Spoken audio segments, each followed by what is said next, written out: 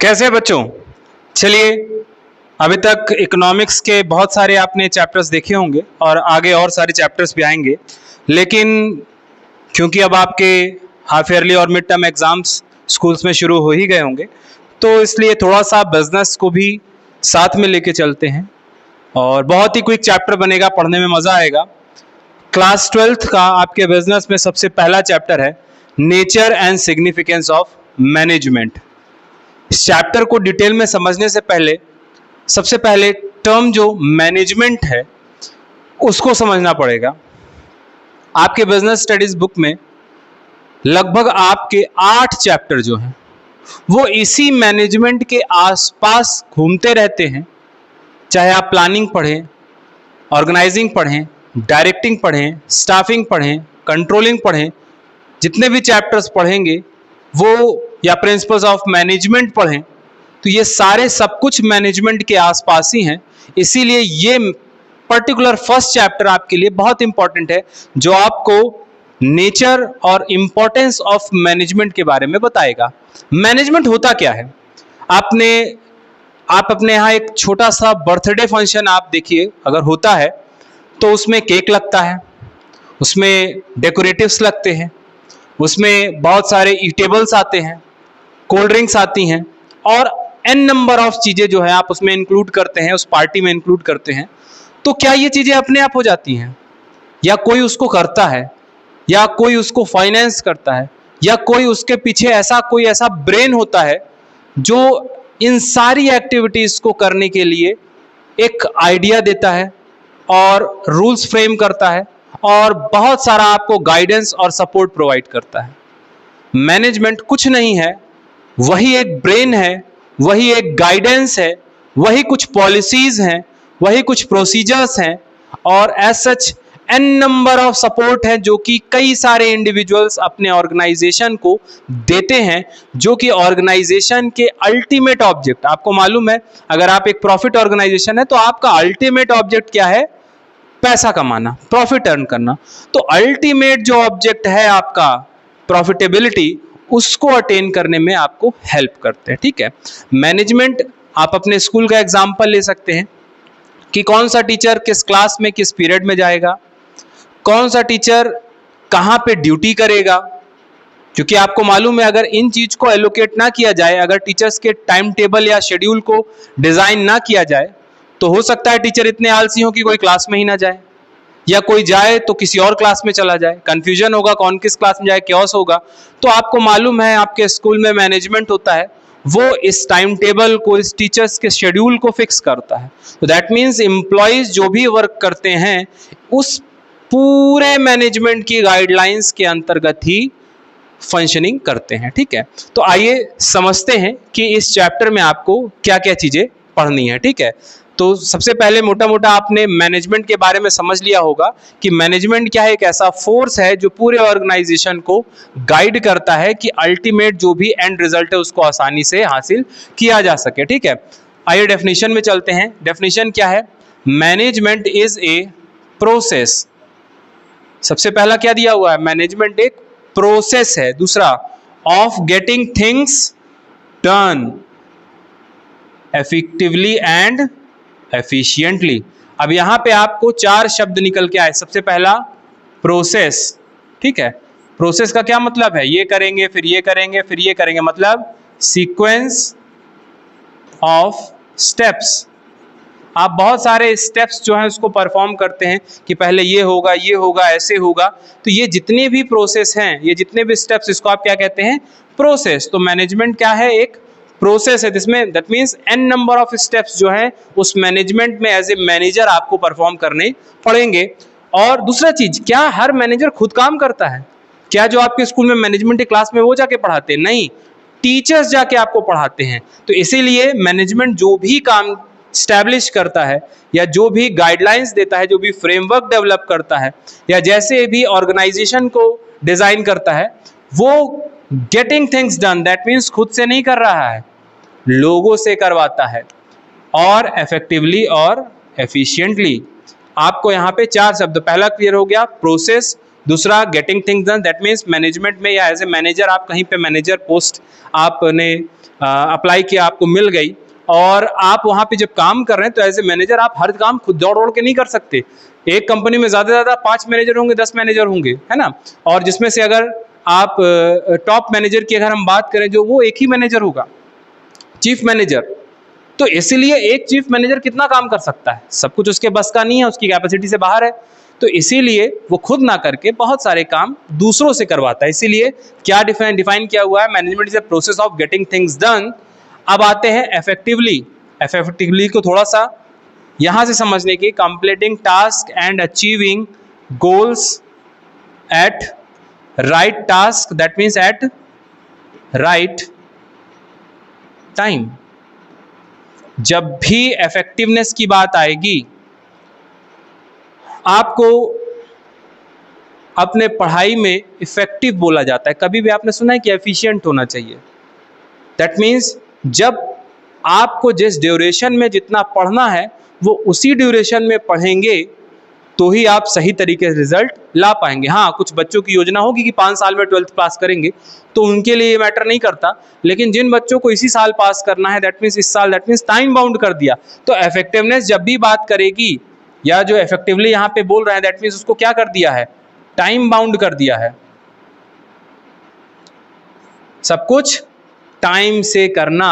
तो management process है जिसमें वो दूसरों से काम कराते हैं, और वो काम कैसा होना चाहिए, टाइम बाउंड होना चाहिए, बिल्कुल सही। दूसरा एक और एस्पेक्ट है इस इफेक्टिवनेस का, क्वालिटी कॉम्प्रोमाइज नहीं होना चाहिए। अच्छा, एग्जांपल ले सकते हैं कि एक ऐसी कंपनी है जिसको लगभग 1 महीने में 10,000 यूनिट प्रोड्यूस करना है और उसको ऑर्डर मिल गया है। तो अगर वो इफेक्टिवनेस को देखती है और उसकी कैपेसिटी सिर्फ 5,000 यूनिट की है, तो वो कॉस्ट को ना देखे, जहाँ से भी जैसे मिले, जो रिसोर्सेस मिले हैं, जितना महंगा पड़े वो इसको मत रखे। बस टाइम में 1 महीने का टाइम है, 10,000 यूनिट प्रोड्यूस करना है तो वो प्रोड्यूस कर देगी, भले ही उसको गुड्स की प्रोडक्शन कॉस्ट कितनी भी ज़्यादा हाई आ जाए। तो इफेक्टिवनेस सही टास्क सही क्वालिटी के साथ विद इन टाइम फ्रेमवर्क उसको प्रमोट करता है। और दूसरा शब्द है एफिशिएंसी। एफिशिएंसी हमेशा लीस्ट कॉस्ट को, that means completing task using minimum resources. अच्छा, अब दोनों शब्द डाल दिए, एफिशिएंसी को भी बोल दिया और इफेक्टिवनेस को भी बोल दिया। तो इसलिए लिखा है कि एफिशिएंसी और इफेक्टिवनेस हमेशा ऑर्गेनाइजेशन में बैलेंस्ड होना चाहिए। अगर बैलेंस्ड नहीं होगा तो आप सोचिए, ऐसा ऑर्गेनाइजेशन है जो ज़्यादा इफेक्टिवनेस को देख रहा है, कॉस्ट देख ही नहीं रहा है, और कंज्यूमर ने उतना अच्छा रेस्पॉन्स नहीं दिया और ज़्यादा कीमत के प्रोडक्ट्स बनाते रहिए, टाइम में करते रहिए। हो सकता है कि आपको मार्केट में वो गुड्स इतने कॉस्टली हो जाएं कि कोई परचेज ही ना करे, कंज्यूमर ही ना मिले। और या आप सिर्फ एफिशिएंट होना चाहिए, एफिशिएंसी को ध्यान दीजिए, तो हो सकता है कि आप इतना ज़्यादा कॉस्ट रिडक्शन कर दें कि क्वालिटी कॉम्प्रोमाइज़ हो जाए, तो भी कोई परचेज ना करे। तो दोनों सिचुएशन है ना, जैसे कहते हैं सिक्के के 2 पहलू होते हैं, तो दोनों पहलुओं को बैलेंस्ड होना चाहिए, दोनों एस्पेक्ट बिल्कुल बैलेंस्ड होने चाहिए। एफिशिएंसी और इफेक्टिवनेस हो सकता है कोई फर्म 50-50% रखे, कोई 75 एफिशिएंसी रखे 25 इफेक्टिवनेस रखे, कोई 75 इफेक्टिवनेस रखे 25 एफिशिएंसी रखे। तो वो ऑर्गेनाइजेशन टू ऑर्गेनाइजेशन डिपेंड करता है, लेकिन लगभग इनके बीच में अगर बैलेंस है तो वो ऑर्गेनाइजेशन ज़्यादा फ्रूटफुली मार्केट को कैप्चर कर पाएगा। ठीक है, डेफिनेशन आपको समझ में आ ही गई होगी कि management is a process of getting things done to achieve goal effectively and efficiently. ठीक है, एक बार मैं हट जाता हूं, आप चाहें तो इसका स्क्रीनशॉट ले सकते हैं। नेक्स्ट, इसी एफिशिएंसी और इफेक्टिवनेस को और ज़्यादा अच्छे से एक्सप्लेन किया गया है कि ये इफेक्टिवनेस और एफिशिएंसी क्या है। ठीक है, इफेक्टिवनेस हमेशा achieving organisation goal on time. जब भी आप टाइम बाउंड काम करना चाहते हैं, दैट मीन्स आपको पैसे से मतलब नहीं है, आपको ऑर्डर मिला, आपको जल्दी से जल्दी कंप्लीट करना है, आपने पैसा नहीं देखा, आपने उसको बना दिया, तो वो किस चीज को प्रमोट करेगा, इफेक्टिवनेस। दूसरा एफिशिएंसी। एफिशिएंसी हमेशा कॉस्ट और रिसोर्स को मिनिमम करने के लिए फोकस्ड होता है। दैट मीन्स जितने कम से कम रिसोर्सेज लगाए जाएं, जितने कम से कम रिसोर्सेज को यूज किया जाए और हम ज़्यादा से ज़्यादा अच्छा टास्क करके दे। दैट मीन्स जब आप कॉस्ट को देखते हुए, जैसे मान लीजिए आपको कहीं ट्रिप जाना है और ट्रिप जाने के लिए आप सोच रहे हैं कि आप ट्रिप जाएं, ज़्यादा कॉस्टली है, नहीं है, पैसा देना है, नहीं देना है, तो आप वो ट्रिप कैंसिल करके कोई ऐसी ट्रिप सेलेक्ट कर लें जहाँ पे आपको कम पैसा लगे। तो दैट मीन्स आप जब ये पैसे की बात मॉनेटरी टर्म्स में डिसाइड कर रहे हैं कि आपको कहाँ से ज़्यादा सेटिस्फैक्शन लेवल भी मिल जाए और पैसा भी कम लगे, दैट मीन्स आप रिसोर्सेज को जितना मिनिमाइज करने की कोशिश कर रहे होंगे, जब आप मिनिमाइज करने की कोशिश कर रहे होंगे तो आप एफिशिएंसी को देख रहे हैं, और जब आप रिसोर्सेज को मिनिमाइज ना करते हुए सिर्फ टाइम पे काम करना चाहते हैं, सही काम करना चाहते हैं, ज़्यादा इफेक्टिवली काम करना चाहते हैं, तो आप इफेक्टिवनेस को देखते हैं। ठीक है, एग्जाम्पल ले सकते हैं कि अगर 5000 यूनिट्स प्रोड्यूस हो रही हैं जिसकी कॉस्ट ज़्यादा है, तो वो क्या है, इफेक्टिव है पर एफिशिएंट नहीं है। और producing fair units at lower cost, that means आपको ऑर्डर मिला 10,000 का, आपने 5,000 बनाया लेकिन कीमत बचा ली, तो वो फिर क्या है, एफिशिएंसी है, इफेक्टिवनेस नहीं है। ठीक है, सिंपल है, जितनी यूनिट का ऑर्डर मिले आप कॉस्ट को ना ध्यान में रखते हुए सारा प्रोड्यूस कर दें, इफेक्टिवनेस। जितना ऑर्डर मिला हुआ है आप अपनी कम से कम सीमा में कॉस्ट में रहते हुए कम यूनिट्स को ही प्रोड्यूस कर जाएं, तो एफिशिएंसी। ठीक है, चलिए आपको एक मोटू जी से मिलाते हैं। ये एफिशिएंसी और इफेक्टिवनेस के बीच का ये मोटू जी क्या है, बैलेंस बना रहे हैं। ये आपको डायग्राम जो है ये रिप्रेजेंट करता है कि किसी भी ऑर्गेनाइजेशन में हमेशा एफिशिएंसी और इफेक्टिवनेस इन दोनों के बीच में बैलेंस होना चाहिए।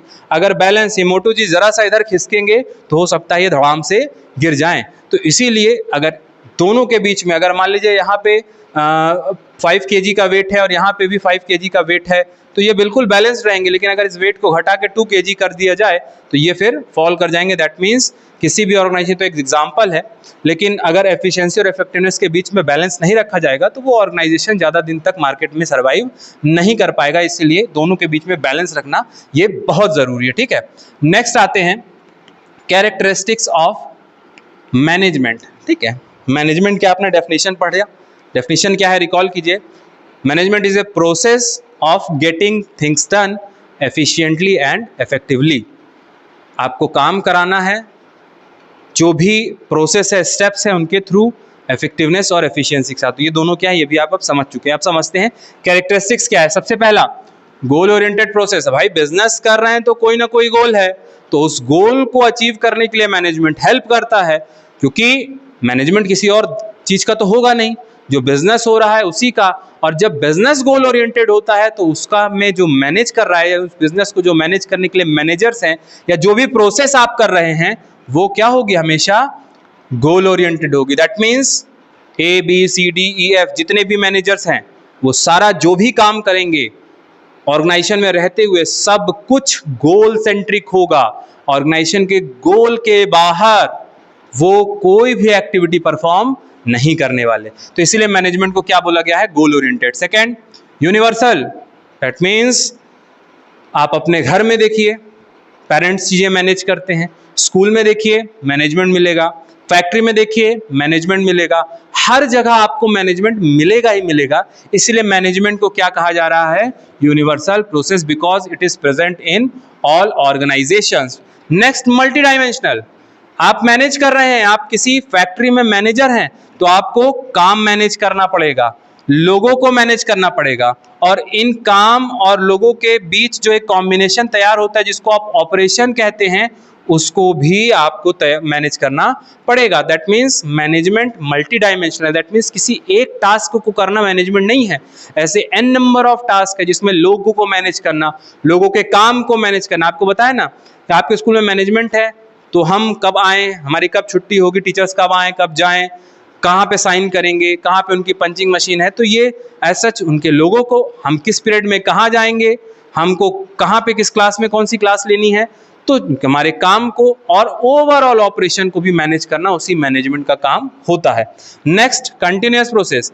एक बार मैनेज कर दिया तो काम हो गया, ऐसा तो नहीं है, क्योंकि बिजनेस कंटिन्यूटी में चल रहा है। बिजनेस बंद मैनेजमेंट बंद, बिजनेस चालू मैनेजमेंट चालू। इसलिए मैनेजमेंट क्या है, एक कंटिन्यूअस प्रोसेस है। Next, group activity. क्या अकेले को मैनेज करोगे आप? भाई आप एक ओनर हो और एक एम्प्लॉय, कितना मैनेज करोगे उसको? दैट मीन्स कभी भी मैनेजमेंट जो है किसी एक इंडिविजुअल को मैनेज करने से एसोसिएटेड नहीं है, हमेशा डिफरेंट सेट ऑफ पीपल जो कि ऑर्गेनाइजेशन में जुड़े हुए होते हैं, आप उनको क्या करते हैं, मैनेज करते हैं। क्यों? क्योंकि उनके कलेक्टिव एफर्ट से ही बिजनेस जो है ग्रो करेगा। तो ऐसे बहुत सारे इंडिविजुअल अपने इंडिविजुअल एफर्ट देते हैं और मैनेजमेंट उन इंडिविजुअल एफर्ट को चैनलाइज करके एक कलेक्टिव एफर्ट बनाता है जो कि ऑर्गेनाइजेशन के एंड रिजल्ट को अचीव करने में हेल्प करेगा। नेक्स्ट डायनामिक, बिजनेस खुद में डायनामिक है, बिजनेस एनवायरनमेंट डायनामिक है, दिन भर चेंज होता रहता है। क्या आपने एक पॉलिसी बना ली तो वो हमेशा हमेशा के लिए हो जाएगी? क्या ऐसा है कि अनलिमिटेड बिजनेस 100 साल चल रहा है तो 100 साल वो पॉलिसी, प्लान, प्रोसीजर ये सब ऐसा चलेगा, मेथड? ऐसा नहीं है, डायनेमिक है। तो इसीलिए उस डायनेमिक, दैट मीन्स बिजनेस खुद में डायनेमिक है, तो जो भी मैनेजमेंट हो रहा है वो या मैनेजमेंट जो है उस डायनेमिक ऐसे शॉक्स दे दे अगर कुछ नेचर या इन्वायरमेंट बिजनेस का, तो उस शॉक को एब्जॉर्व करने के लिए मैनेजमेंट भी कैसा होना चाहिए? डायनेमिक होना चाहिए। इसलिए मैनेजमेंट में जो भी फंक्शंस आप परफॉर्म करते हैं वो क्या होते हैं? Dynamic function. क्यों डायनेमिक बोल रहे हैं? क्योंकि एनवायरमेंटल चेंजेस को वो बहुत आसानी से अडॉप्ट कर पाएं। ठीक है, आपने प्लास्टिक मैन्युफैक्चरिंग के लिए एक कंपनी बनाई, सरकार ने प्लास्टिक बैन कर दी, अब कुछ तो चेंजेस करने पड़ेंगे, बिजनेस करना तो बंद नहीं कर सकते, नहीं तो खाएंगे क्या?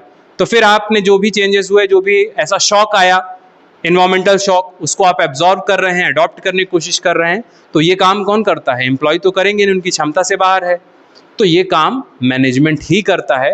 क्योंकि अगर कंपनी के एस्पेक्ट में बात करें तो इतने सारे शेयर होल्डर्स होते हैं, तो वो सभी आके थोड़ी ना, आप सोचिए रिलायंस में लगभग 1 करोड़ शेयर होल्डर हैं, रफ एग्जाम्पल है ये, एक्चुअल में कितने मालूम नहीं, लेकिन मान लीजिए 1 करोड़ शेयर होल्डर, सब आके काम थोड़ी ना बताएंगे कि ये अब करो, ये अब करो, केओस हो जाएगा। तो उनके बिहाफ पे मैनेजमेंट ही कर रहा है। तो ऐसे कुछ भी चेंजेस होते हैं उनको टैकल करने का काम किसका है? मैनेजमेंट का। लास्ट में इंटेंजिबल फोर्स, मतलब मैनेजमेंट को ना तो कोई आप देख सकते हो, ना ही आप छू सकते हो, मैनेजमेंट की सिर्फ प्रेजेंस आप फील कर सकते हो। आपको मालूम है क्या कोई प्रिंसिपल या कोई मैनेजमेंट का इंडिविजुअल किसी टीचर को पकड़ के क्लास में ढकेलने आता है? आपको ऐसे दिखता नहीं है, पर बाय डिफॉल्ट जो टाइम टेबल डिसाइड कर दिया है वो उस क्लास में अपने आप चला जाएगा। क्यों जाएगा? क्योंकि उसके ऊपर एक इंटेंजिबल फोर्स है। इसीलिए मैनेजमेंट को क्या कहा जा रहा है? Intangible force. ठीक है, next objectives of management. Objectives क्या है भी आपने समझा, एंड रिजल्ट। अब अभी तक अगर नॉर्मल किसी एक साधारण लेमैन लैंग्वेज में हम बोलें तो एंड रिजल्ट हमेशा यही उसके दिमाग में आएगा कि पैसा कमाना, प्रॉफिट कमाना। लेकिन बिजनेस सिर्फ पैसे कमाने या सिर्फ प्रॉफिट सेंट्रिक हो जाए, दैट मीन्स सिर्फ प्रॉफिट ही प्रॉफिट देखता रहे, तो इससे बिजनेस का भला नहीं होगा। क्योंकि बिजनेस के लिए आपने अकाउंट्स में एक टर्म पढ़ा होगा, एक प्रिंसिपल पढ़ा होगा, या कंपनी के एस्पेक्ट में एक टर्म पढ़ा होगा, perpetual succession. That means business जो है वो निरंतर चलाना है, और सिर्फ आप पैसा पैसा पैसा एक्सकेवेट करते रहिए तो उससे आपकी ही रेपुटेशन खराब बनेगी। तो आपको बहुत सारे ऑब्जेक्ट्स जो हैं बिजनेस में देखने पड़ते हैं, और उसको बिजनेस में आपकी बुक में 3 पार्ट में डिवाइड किया हुआ है। सबसे पहला ऑर्गेनाइजेशनल ऑब्जेक्टिव, दूसरा सोशल ऑब्जेक्टिव, तीसरा पर्सनल ऑब्जेक्टिव। दैट मीन्स आप ऑर्गेनाइजेशन व्यू पॉइंट से भी एंड रिजल्ट चाहते हैं, सोशल व्यू पॉइंट से भी एंड रिजल्ट चाहते हैं, और कुछ पर्सनल एंड रिजल्ट भी चाहते हैं। आप बिजनेस को सर्वाइव कराना चाहते हैं, that means no profit no loss की सिचुएशन में है, तो आप ऑर्गेनाइजेशनल ऑब्जेक्टिव की बात कर रहे हैं। बिजनेस में प्रॉफिट अर्न कराना चाहते हैं तो आप ऑर्गेनाइजेशनल ऑब्जेक्ट की बात कर रहे हैं, और ग्रोथ की अगर आप बिजनेस को एक्सपेंड कराना चाहते हैं तो भी आप ऑर्गेनाइजेशनल ऑब्जेक्टिव की बात कर रहे हैं। तो ऑर्गेनाइजेशनल ऑब्जेक्टिव के 3 एस्पेक्ट आपको दिए हैं, सर्वाइवल, प्रॉफिट और ग्रोथ। ठीक है, नेक्स्ट आता है social objective, that means CSR concept. आप अपने सोसाइटी के प्रति, क्योंकि आपको 11 से ये बात आप पढ़ते आ रहे होंगे कि बिजनेस जो है रिसोर्सेज कहाँ से लेता है? सोसाइटी से। प्रोसेस कहाँ पे करता है? सोसाइटी में। और एंड जो भी प्रोड्यूस हो रहा है वो भी कहाँ सेल करता है? सोसाइटी को। तो इसलिए बाय डिफॉल्ट बिजनेस की रिस्पॉन्सिबिलिटी हो जाती है कि वो अपने सोसाइटी को प्रोटेक्ट करे, सोसाइटी का वेलफेयर करे, एनवायरमेंट का प्रोटेक्शन करे, एम्प्लॉयमेंट जनरेट करे। ऐसे एन नंबर ऑफ वो काम कर सकता है। यहाँ तो सिर्फ 3 एग्जाम्पल दिए हुए। ऐसे n number of social aspect को बिजनेस टच कर सकता है, जो कि हो सकता है गवर्नमेंट भी ना टच कर पाए। आप देखिए इंडिया की क्या गवर्नमेंटल जॉब्स निकल रही हैं, ऐसे बिजनेस ऑर्गेनाइजेशंस ही हैं, या प्राइवेट बिजनेस ऑर्गेनाइजेशंस ही हैं, और स्पेसिफिक बोल देते हैं प्राइवेट बिजनेस ऑर्गेनाइजेशन ही हैं, वही एम्प्लॉयमेंट प्रोवाइड कर रहे हैं। गवर्नमेंट सबको एम्प्लॉयमेंट प्रोवाइड नहीं कर सकती। तो इसलिए सोशल ऑब्जेक्टिव अगर आपको फुलफिल करना है तो आपको environment, employ welfare, as such बहुत सारे सोशल एस्पेक्ट टच करना पड़ेगा। पर्सनल ऑब्जेक्टिव ध्यान रखेंगे ये हमेशा एम्प्लॉय से जुड़ा हुआ होता है। एम्प्लॉय के पर्सनल ऑब्जेक्टिव की बात कर रहा है तो एम्प्लॉय को क्या क्या मिलना चाहिए? Competitive salary, recognition, motivation, career growth, personal satisfaction. तो जब भी आप अपने एम्प्लॉय के पर्सपेक्टिव से देखना चाहते हैं तो वो क्या होगा, आपका पर्सनल ऑब्जेक्टिव। ठीक है, क्लियर है? आपके पास ऑब्जेक्टिव या एंड रिजल्ट तीन एस्पेक्ट में देखना है, organisation wise that means survival, profit and growth. Next social wise that means environment, employment, welfare. और तीसरा पर्सनल दैट मीन्स एम्प्लॉय के personal objective that means salary, recognition, employ motivation and career growth and etcetera. ठीक है, बहुत simple सा topic है, ये तीन आपके ऑब्जेक्ट हैं। ठीक है, नेक्स्ट आते हैं इंपॉर्टेंस ऑफ मैनेजमेंट। क्यों इंपॉर्टेंट है? चैप्टर का नाम ही है ना, nature and significance of management. Nature आपने पढ़ लिए, अब क्यों इंपॉर्टेंट है मैनेजमेंट? अगर मैनेजमेंट ना हो तो ऐसा क्या हो जाएगा, समझते हैं। सबसे पहला, helps in achieving organisational achieving group goals through coordination. आप सोचिए कि किसी भी संस्था में बहुत सारे इंडिविजुअल गोल्स होते हैं। सबसे कॉमन इंडिविजुअल गोल्स ये है कि सैलरी मिले, तो उस सैलरी को सही तरीके से हमेशा परपेचुअली मिलती रहे, उसके लिए ऑर्गेनाइजेशन को सर्वाइव करना, ग्रोथ करना ये ज़रूरी है। तो इसीलिए कई सारे इंडिविजुअल्स को, क्योंकि आप देखिए जितने भी कंपनी में परचेज डिपार्टमेंट अलग होगा वो अपने हिसाब से काम कर रहा होगा, सेल्स डिपार्टमेंट अपने हिसाब से, स्टोर डिपार्टमेंट, तो हर डिपार्टमेंट अपने हिसाब से काम कर रहा होगा। तो इसीलिए वो जो काम हो रहा है उसको सही तरीके से कोऑर्डिनेट करना ज़रूरी है, क्योंकि आप सिर्फ डिपार्टमेंट वाइज सोचते रहेंगे तो हो सकता है कि जो ग्रुप गोल्स हैं वो अचीव ना हो पाए। तो मैनेजमेंट खड़ा रहता है, प्लानिंग वाले को कहता है तुम साथ में काम करो, डायरेक्टिंग को तुम साथ में काम करो। तो जितने भी फंक्शंस है सभी को साथ में ले आके काम करने के लिए या कोऑर्डिनेट करने के लिए ये मैनेजमेंट ही होता है जो कि रिस्पॉन्सिबल होता है। अगर मैनेजमेंट ना हो तो कोऑर्डिनेशन जैसा एक जो इम्पॉर्टेंट टर्म है किसी भी बिजनेस के सर्वाइवल के लिए वो पॉसिबल नहीं होगा। Next, improves efficiency by optimum utilisation of resources. ठीक है, अगर आपके घर में मम्मी पापा देखने वाले ना हो, मैनेज ना करें, तो आप पैसे बर्बाद कर देंगे। वो अगर कंट्रोल ना करें तो आप पैसे बर्बाद कर देंगे।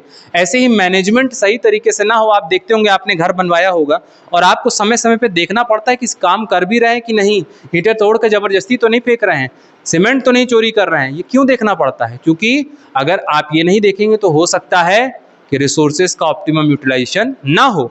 तो इसीलिए अगर आप एफिशिएंसी इंप्रूव करना चाहते हैं रिसोर्सेज के को optimum utilise that means effective utilisation के थ्रू, तो भी आपको वो काम कौन करके दे रहा है? Management. Next, creates a dynamic organisation to adopt changes. अभी आपने पढ़ा कि मैनेजमेंट खुद में डायनेमिक है और बिजनेस खुद में डायनेमिक है और मैनेजमेंट बिजनेस को प्रमोट करता है डायनेमिक बनाने में। दैट मीन्स मैनेजर्स को ऐसा माइंडसेट प्रोवाइड करता है कि वो डायनेमिक हो जाएं, और अगर कुछ भविष्य में कुछ चेंजेस हो रहे हैं, क्योंकि चेंजेस हों और फिर साल भर बाद कोई स्टेप लें तो वो बिजनेस को लिए अच्छा नहीं है। जैसे ही कुछ शौक आता है उसके लिए तुरंत उसको अडॉप्ट करते हुए चेंजेस होना चाहिए। तो वो काम कौन करेगा? एम्प्लॉय इतने कैपेबल हैं? बिल्कुल भी नहीं। तो इसीलिए वो चेंजेस जो हैं मैनेजमेंट ही हेल्प करता है कि डायनेमिक ऑर्गेनाइजेशन जो है क्रिएट कर पाए, क्योंकि अगर मैनेजमेंट ना हो तो इन चेंज को अडॉप्ट करने के लिए किसी की ऐसी सच कोई रिस्पॉन्सिबिलिटी या कोई ऐसा क्षमता नहीं है। Next, managers helps in achieving personal objective. आपने देखा पर्सनल एम्प्लॉयज के व्यू पॉइंट से, आपने देखा पर्सनल गोल्स हैं या पर्सनल ऑब्जेक्ट्स हैं कि सही सैलरी मिले, मोटिवेशन मिले, करियर ग्रोथ मिले। तो ये सारी चीज़ें कौन करेगा? अगर मैनेजमेंट ना हो तो कौन प्रमोशन देगा? मैनेजमेंट ना हो तो कौन सही समय पे सैलरी भेजेगा? आपने देखा होगा इंडिया में सैलरी 15 तारीख हो गई, 20 तारीख हो गई, 25 तारीख हो गई, महीना खत्म हो गया, सैलरी नहीं आ रही है।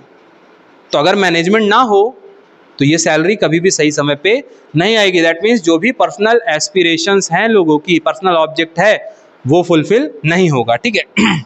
Next, contributes to the development of society थ्रू CSR एंड इनोवेशंस। इनोवेशंस क्यों ज़रूरी है? आपको मालूम है अगर आप पुराने मेथड, पुरानी टेक्निक्स इन्हीं को यूज़ करते रहेंगे तो वेस्टेज ऑफ रिसोर्सेज होता है, और मैनेजमेंट हमेशा सर्च में रहती है कि ऐसी ऑप्टिमम टेक्नोलॉजी हम अडॉप्ट कर ले जाए जिससे हमारा रिसोर्सेज इफेक्टिव यूज़ हो और अननेसेसरी पोल्यूशन या डिप्लीशन ऑफ नेचुरल रिसोर्सेज ये ना हो। तो इसीलिए CSR जो भी कॉर्पोरेट सोशल रिस्पॉन्सिबिलिटीज़ हैं उनको फुलफिल कराना, इनोवेशन को अडॉप्ट करना, ये भी मैनेजमेंट की ही रिस्पॉन्सिबिलिटी है। ठीक है, हट रहा हूँ, एक बार इसका स्क्रीनशॉट ले सकते हैं। नेक्स्ट टॉपिक है nature of management. Management 3 aspect से समझाया है, आर्ट, साइंस और प्रोफेशन। सबसे पहले आर्ट क्या होता है इसको समझते हैं। आर्ट में हमेशा आपने देखा होगा पर्सनल आर्ट, समझ लीजिए पेंटिंग एक आर्ट है, तो हर पेंटर एक जैसी पेंटिंग बनाता है, ऐसा तो नहीं है।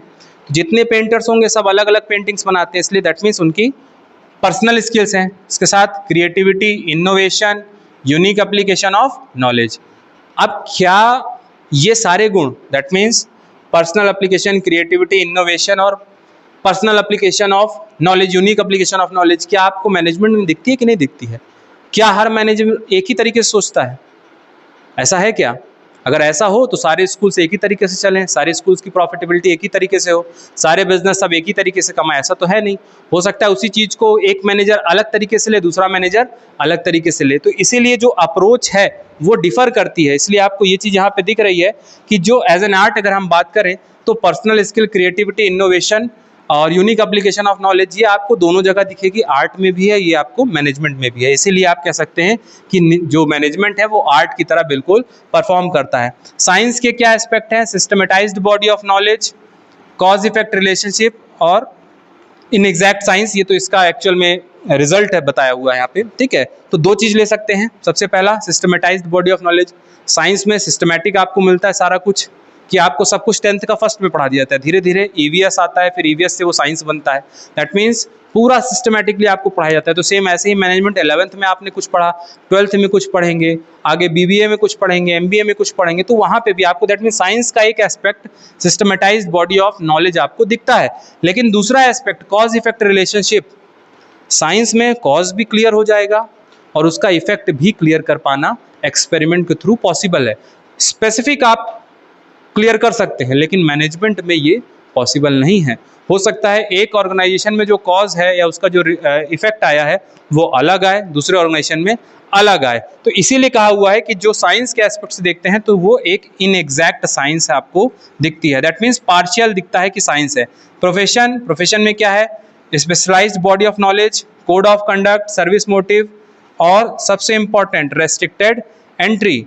क्या मैनेजमेंट में रेस्ट्रिक्टेड एंट्री है? क्या कोई कंपटीशन देना पड़ता है? ऐसा तो नहीं है। तो इसीलिए मैनेजमेंट में भी हम प्रोफेशन में भी हम देख सकते हैं as a profession 100% professional qualities आपको मैनेजमेंट में नहीं दिखेगी।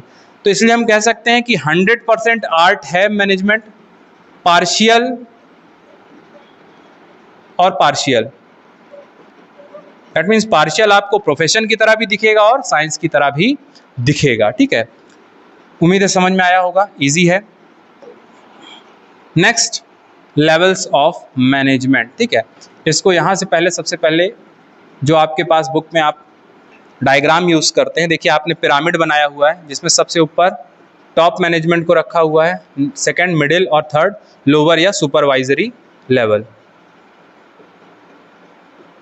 ठीक है। देखिए सबसे ऊपर पिरामिड जो है वो सबसे छोटा है, क्यों? क्योंकि टॉप मैनेजमेंट के लोग सबसे कम होते हैं। उसके बाद ये थोड़ा सा बड़ा है, दैट मीन्स ये कुछ होते हैं, और सबसे ज़्यादा सुपरवाइजरी में। और ये बात ध्यान रखना है कि इसके नीचे क्या होता है, हमेशा एम्प्लॉय होते हैं। बहुत बच्चे इसी को लोअर मैनेजमेंट को एम्प्लॉय बता के चले आते हैं। लोअर मैनेजमेंट एम्प्लॉय नहीं है, इनके नीचे एम्प्लॉय होते हैं और टॉप मैनेजमेंट के ऊपर ओनर होते हैं। ना तो ये ओनर है ना ही ये एम्प्लॉय है, ठीक है। ये बात ध्यान रखिएगा, नहीं तो आंसर गलत हो सकता है, ठीक है।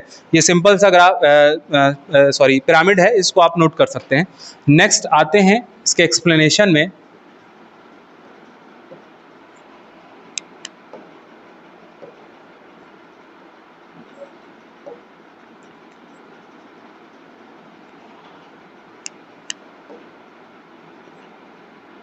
हाँ, आते हैं एक्सप्लेनेशन में। सबसे पहला टॉप लेवल। टॉप लेवल में कौन कौन इंक्लूड होता है? सबसे पहली चीज, टॉप मैनेजमेंट में किसी भी ऑर्गेनाइजेशन के सीईओ, मैनेजिंग डायरेक्टर और डायरेक्टर्स होंगे। इसको बोर्ड ऑफ डायरेक्टर्स भी बोल सकते हैं, ठीक है। इनका काम क्या होता है? ओवरऑल पॉलिसी फॉर्मुलेशन और overall direction. Next, middle level में कौन कौन आते हैं? इनका काम क्या होता है? Implementation of plan formulated by top management और departmental coordination. Third, supervisory level. इसमें कौन है, क्या काम है इनका? Direct control over workers, assuring quality and output. अब अगर हम बात करें तो यहाँ पे तो स्पेसिफाई कर दिया सीईओ, एमडी, डायरेक्टर। इसके अलावा सुपरवाइजरी मेजर में ऑपरेशनल लेवल में आपने देखा होगा, नाम सुना होगा, फोरमैन, ठीक है। और अगर इसकी बात करें मिडिल लेवल तो सेल्स मैनेजर, परचेज मैनेजर, ठीक है, ऐसे बहुत सारे मैनेजर्स जो है वो मिडिल लेवल में आते हैं। ठीक है, तो यही 3 लेवल्स हैं जो आपको एग्जाम में पूछ सकता है। नेक्स्ट चलते हैं, फंक्शंस ऑफ मैनेजमेंट। फंक्शंस आपके पास टोटल 5 फंक्शन है, planning, organising, staffing, directing and controlling. आगे यही 5 फंक्शन जो है आपके बुक के 5 चैप्टर से वहाँ पे बहुत डिटेल में पढ़ेंगे, पर यहाँ पे सिर्फ एक ओवरव्यू लेते हैं। ऐसे समझते हैं कि अगर आपको कोई काम करना है तो उसके लिए सबसे इम्पॉर्टेंट प्लानिंग होती है, क्योंकि बिना प्लान के अगर आप कोई काम करेंगे तो हो सकता है उतनी एफिशिएंसी के साथ वो चीज़ अचीव ना हो पाए। तो इसलिए जब आप मैनेजमेंट में एज ए मैनेजर काम कर रहे होते हैं तो आपको सबसे पहला काम क्या करना होता है, प्लानिंग। प्लानिंग क्या है, deciding advance what to do, how to do, when to do and who is to do it. ये 4 क्वेश्चंस अगर आप एड्रेस करते हैं तो आप क्या कर रहे हैं, प्लानिंग कर रहे हैं। और चारों क्वेश्चन क्या करते हैं, एडवांस में। एक्चुअल में आप कर कुछ नहीं रहे हैं, आप पहले से सारी पॉलिसीज जो है पहले से एडवांस में बनाने की कोशिश कर रहे हैं। Second, organising, assigning task, authority, responsibility. क्या आपने प्लान कर लिया उससे काम हो जाएगा? नहीं, आपने जो प्लान किया है उसके अकॉर्डेंस में आप चीज़ों को, बहुत सारे इंडिविजुअल्स को आप अपॉइंट करेंगे जो कि स्टाफिंग में होगा, और उसके बाद उनको टास्क, क्योंकि आपने पूरे ऑर्गेनाइजेशनल स्ट्रक्चर को बनाना है और उस स्ट्रक्चर में आप टास्क असाइन करेंगे और अथॉरिटी और responsibility as such superior subordinate relationship को क्लियर करने की कोशिश करेंगे। Staffing, recruitment, selection, training and placement, इसको डिटेल में पढ़ेंगे स्टाफिंग चैप्टर में। स्टाफिंग अभी यहाँ पे आप समझ सकते हैं कि लोगों को रिक्रूट करना, दैट मीन्स सिलेक्शन, ओवरऑल उसको क्या कहते हैं, रिक्रूट करना, दैट मीन्स एक स्कैनिंग करना कि कितने प्रोस्पेक्टिव एम्प्लॉयज़ हैं, उनके बीच में से बेस्ट एम्प्लॉयज़ को सेलेक्ट करना, ट्रेन करना, प्लेस करना और उनसे काम निकालना, ये स्टाफिंग प्रोसेस है। ठीक है, हालांकि जनरल सेंस में स्टाफिंग का मतलब आप इतना समझते हैं नौकरी, लेकिन सिर्फ नौकरी देना नहीं, उनको एक लार्ज नंबर ऑफ ग्रुप को स्कैन करना, उसके बाद उनका टेस्ट लेना, सेलेक्ट करना और फिर उनको ट्रेन करना, डेवलप करना, ओरिएंट करना, प्लेस करना, बहुत सारे डिटेल में हम स्टाफिंग चैप्टर में पढ़ेंगे। ठीक है, next, directing, that means guiding, motivating, communicating with employees. जब तक आप एम्प्लॉयज़ को बताएंगे नहीं कि क्या करना है, कैसे करेंगे। मूवी में बिना डायरेक्टर के क्या मूवी शूट हो सकती है? नहीं हो सकती। शूटिंग के लिए डायरेक्शन ज़रूरी है और डायरेक्टर सीन बताता है कि ये सीन कैसे होगा। दैट मीन्स यहाँ पे भी एज ए डायरेक्टर आपको बताना है, गाइड करना है, मोटिवेट करना और कम्युनिकेट करना है एम्प्लॉय से कि टास्क कैसे परफॉर्म करे जाएंगे। और लास्ट क्या है, कंट्रोलिंग।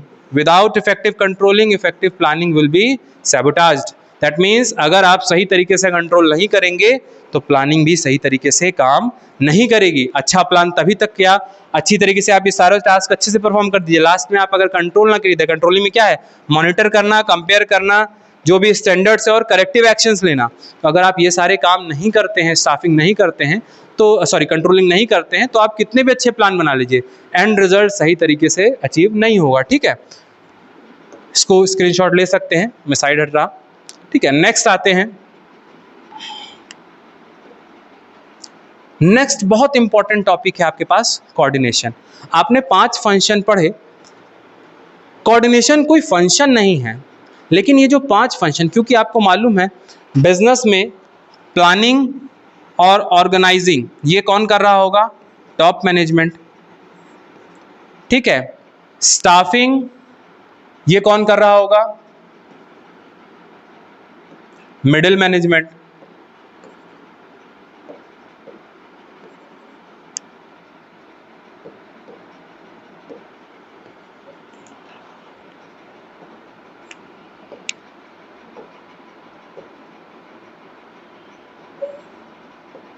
ठीक है, फिर से देखते हैं, प्लानिंग और ऑर्गेनाइजिंग कौन कर रहा है, टॉप। स्टाफिंग कौन कर रहा है, मिडिल। और डायरेक्टिंग और कंट्रोलिंग कौन कर रहा है, लोअर। तो ये तीनों लेवल अलग हो गए, अलग अलग लोग कंट्रोल कर रहे हैं और अलग अलग डिपार्टमेंट भी बन सकते हैं इनसे, अलग अलग फंक्शन है ही हैं।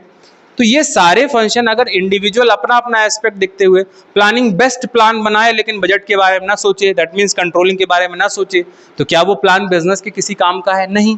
तो ऐसा एक एसेंशियल एलिमेंट होना चाहिए जो कि इन 5 एस्पेक्ट को बाउंड कर सके। तो कोऑर्डिनेशन क्या है, ये एक ऐसा ग्लू है जो इन पांचों फंक्शन को पेस्ट करके रखता है, दैट मीन्स बाउंड करता है कि जो भी टास्क परफॉर्म किए जाए, that means as a director जो टास्क परफॉर्म कर रहे हो, एज ए कंट्रोलर जो टास्क परफॉर्म कर रहे हो, as a staffing HR department जो टास्क परफॉर्म कर रहे हो, टॉप मैनेजमेंट जो ऑर्गेनाइजिंग और प्लानिंग कर रहा है, वो सब चैनलाइज, दैट मीन्स जो एनर्जी है वो वेल फोकस्ड सेंट्रिक हो, हमेशा एक डायरेक्शन में, जिससे ऑर्गेनाइजेशन का गोल आसानी से अचीव हो सके। ठीक है, अब कोऑर्डिनेशन को क्या बोला गया है? Essence of management. Case studies आएगी तो 100% कोऑर्डिनेशन में एसेंस ऑफ मैनेजमेंट लिखा हुआ मिलेगा। सबसे पहला, integrates group effort and ensure unity of action. सबसे पहले कोऑर्डिनेशन का अगर हम बात करें तो क्यों ज़रूरी है? सबसे पहला कि जो भी आपने पांचों फंक्शन देखे हैं, planning, organising, staffing, directing, controlling, ये पांचों फंक्शन को क्या प्रोवाइड करता है? Unity of action. सभी एक तरीके से ही आपने नेक्स्ट चैप्टर पढ़ेंगे, वहाँ पे आप यूनिटी ऑफ डायरेक्शन की बात या एक प्रिंसिपल पढ़ेंगे फेल का, तो उन्होंने भी यही कहा है कि जो भी ऑर्गेनाइजेशन में जितने भी टास्क हो रहे हैं वो हमेशा एक ही डायरेक्शन में होना चाहिए। अगर डिफरेंट डायरेक्शन में होंगे तो हो सकता है अच्छी तरीके से एंड रिजल्ट ना आए। तो कोऑर्डिनेशन इंश्योर करता है कि ग्रुप एफर्ट हमेशा एक ही डायरेक्शन में हो। दूसरा, continuous and all pervasive process. Coordination की अगर हम फीचर की बात करें तो एक बार कर देने से तो कोऑर्डिनेट होगा नहीं, हमेशा बिजनेस चलता रहेगा, उसके फंक्शंस चले रहेंगे तो उनको कोऑर्डिनेट करना भी हमेशा चलता रहेगा।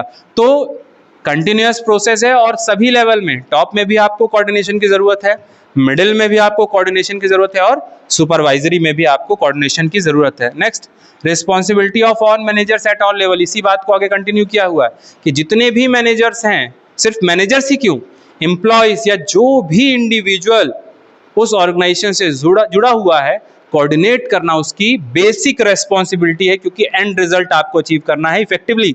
Next, provide harmony, avoids conflict and confusion. सबको पता है कि कौन कब करेगा, कितना करेगा, क्या करेगा, कैसे करेगा, तो हमेशा कॉन्फ्लिक्ट अवॉइड होगा और कंफ्यूजन जो है उसको आप हटा सकते हैं।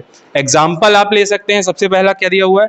Production, sales, finance department working together. Production एक अलग डिपार्टमेंट है, सेल्स अलग डिपार्टमेंट है, फाइनेंस अलग डिपार्टमेंट है, और ये अपने हिसाब से सोचेंगे तो हो सकता है सब प्रोडक्शन आपने कर लिया पर आपके पास सेल्स ही नहीं हो रही है, आप अननेसेसरी प्रोडक्शन करते चले जाइए, सेल्स वाले ने बताया ही नहीं प्रोडक्शन को, तो अननेसेसरी स्टॉक क्रिएट होगा, वेस्टेज ऑफ रिसोर्सेज होगा। तो इसीलिए सारे फंक्शन, सबको, जितने भी मैनेजर्स हैं सभी को साथ में काम करना है, कोऑर्डिनेट करना है, तभी एंड रिजल्ट जो है वो अच्छी तरीके से अचीव हो पाएगा। ठीक है, नेक्स्ट समराइज करते हैं इसको। सबसे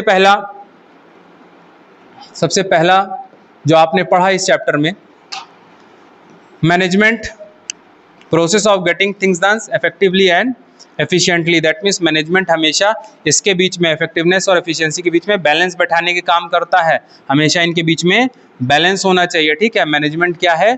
एक ऐसी प्रोसेस है, ठीक है, इसलिए किसी इंडिविजुअल को मैनेजमेंट नहीं बताया गया, कोई एक ऐसी प्रोसेस है जो लोगों से काम कराना चाहती है हमेशा इफेक्टिवनेस और एफिशिएंसी के साथ। नेक्स्ट, नेचर क्या है? आर्ट, साइंस और प्रोफेशनल। दैट मीन्स साइंस और प्रोफेशन पार्शियल है और आर्ट कंप्लीट है। नेक्स्ट, ऑब्जेक्टिव क्या है? 3 ऑब्जेक्टिव हमने पढ़ा, ऑर्गेनाइजेशनल, सोशल और पर्सनल। लेवल कितने पढ़े? टॉप, मिडिल और ऑपरेशनल या लोअर लेवल।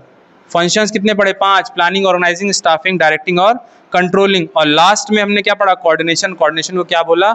थ्रेड या glue binding all the activities. ठीक है, ये आपके पास मैनेजमेंट का ये जो चैप्टर है, नेचर एंड सिग्निफिकेंस, उसका आपके पास समरी है। ठीक है, उम्मीद करते हैं आपको ये चैप्टर समझ में आ गया होगा, और समझ में आ गया होगा अगर तो आप इसके जो भी केस स्टडीज़ है उनको आप अच्छे से प्रैक्टिस कीजिए। अगर आप बोलेंगे तो केस स्टडी स्पेसिफिक एक अलग से चैप्टर हम बना सकते, अलग से एक वीडियो बना सकते हैं जहाँ पे सिर्फ केस स्टडीज़ ही हम देखेंगे। ठीक है, तो उम्मीद है, बहुत सिंपल से चैप्टर है, इसकी सिग्निफिकेंस इतनी ही है कि आपको मैनेजमेंट की क्वालिटीज़, मैनेजमेंट क्या है, मैनेजमेंट की क्यों इंपॉर्टेंस है, इफेक्टिवनेस क्या है, एफिशिएंसी क्या है, कोऑर्डिनेशन क्या है, फंक्शंस क्या हैं, सबको साथ में मिलकर चलना है, इसके बारे में आपको बताता है। उम्मीद है ये चैप्टर आपको समझ में आया होगा। अब आपकी स्टडी सॉल्व कीजिए एक बार, फिर से एक बार अगर आपको वीडियो नहीं समझ में आया रिवाइंड कर लीजिए, फास्ट फॉरवर्ड करके एक बार वीडियो सुन लीजिए। आपकी तैयारी जो है वो केस स्टडी बेस्ड होनी चाहिए बिजनेस में, क्योंकि लगभग 60 से 70% केस स्टडीज़ ही आपको इस बार मिलने वाली एग्जाम्स में। ठीक है, तो इन टॉपिक्स को अगर आप नहीं डिटेल में पढ़ेंगे। अच्छा, दूसरा और एक चीज़ आपको एक बहुत इम्पॉर्टेंट आपको बात बतानी है कि बिजनेस में सिर्फ समझने से काम नहीं चलेगा। जो भी पॉइंटर्स आपको दिए हुए हैं आपकी बुक में, आपको उसको मगअप करना पड़ेगा। अगर आप उसको मगअप नहीं करेंगे तो हो सकता है कि आप सही तरीके से आंसर की फ्रेमिंग ना कर पाएँ। केस स्टडीज स्पेसिफिक आती है, आपको कुछ टर्म्स दे देगा और वो टर्म जब तक आप याद नहीं करेंगे, पढ़ेंगे नहीं, तब तक आपके लिए उसको समझ पाना, लिख पाना पॉसिबल नहीं है। तो थोड़ा सा रटते हुए भी चलिए। हर टीचर आपको ये नहीं बोलेगा, लेकिन मैं आपको ये गाइड कर रहा हूँ कि अगर थोड़ा सा रटते हुए चलेंगे तो ये थोड़ा सा आपके लिए समझिए, फिर उसके बाद जो भी आपके पॉइंट्स हैं उसको रटते हुए चलिए, आपको हेल्प होगी। ठीक है, इसी के साथ ये वीडियो यहीं तक। थैंक यू, जय हिंद।